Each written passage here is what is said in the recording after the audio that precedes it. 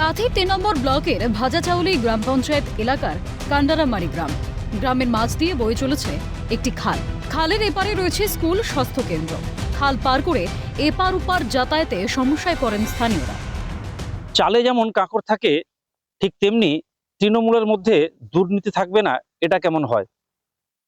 ঠিক একইভাবে প্রত্যেক দিন যে হারে তৃণমূলের বিরুদ্ধে সমাজ মাধ্যম থেকে পত্রপত্রিকায় দেখা যাচ্ছে যে তৃণমূলের দুর্নীতি, সেই দুর্নীতির প্রেক্ষাপটে যদি দাঁড়িয়ে যদি বলা যায় এরা সাধারণ মানুষের যাতায়াতটাকেও দুর্নীতির মধ্যে স্থান দিয়েছে।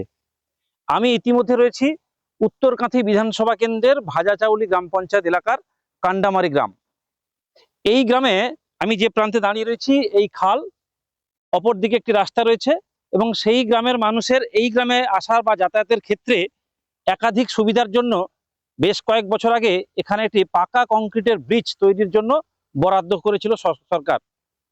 কিন্তু কোন জাদু বলে না কোন নেতার ইন্ধন বা কয়েকজন নেতার স্বার্থে এখান থেকে প্রায় 5 থেকে 700 মিটার দূরে স্থানান্তরিত করা হয়েছে। সেখানেও কোনো এক অজ্ঞাতর কারণে সেই কাজটা এখনো পর্যন্ত বন্ধ রয়েছে। অভিযোগ, কাজ শুরুর আগেই স্থানীয় তৃণমূল নেতাদের চাপে সেই নির্ধারিত জায়গা পরিবর্তন করা হয়। প্রায় 500 মিটার দূরে শুরু হয় সেতু নির্মাণের কাজ, তবে অত্যন্ত ধীর গতিতে এগোতে থাকে কাজ।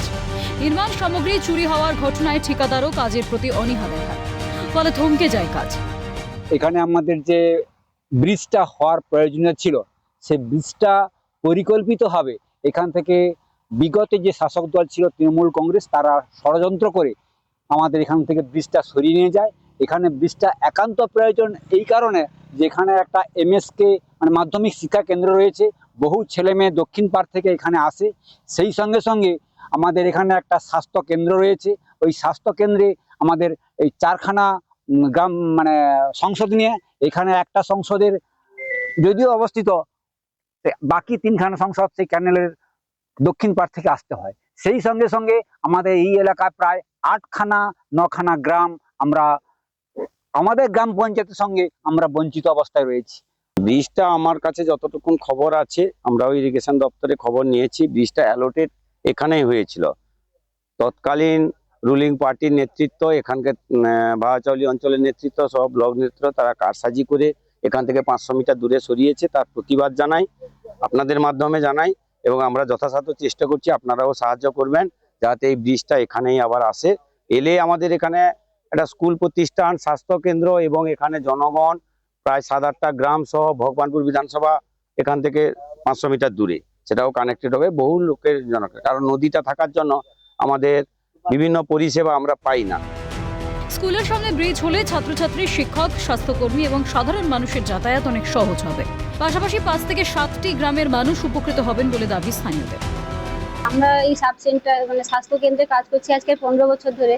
তো 15 বছরের মধ্যে আমরা ব্রিজের সেরকম সুবিধা বলতে ওইখান দিয়ে ঘুরে ঘুরে আসতাম, কিন্তু আপাতত এখানে একটা ব্রিজ হলে আমাদের সুবিধা হবে, কারণ আমাদের ভেতরের দিকে অনেক গ্রাম রয়েছে যেখান থেকে মা বাচ্চা বা বয়স্ক মানুষদের পরিষেবা নিতে আসতে যথেষ্ট রকমের কষ্ট হয়।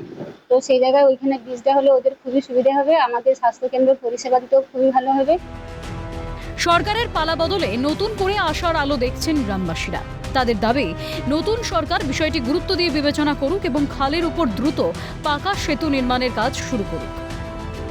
বিনোদ মণ্ডলের রিপোর্ট, ক্যালকাটা নিউজ।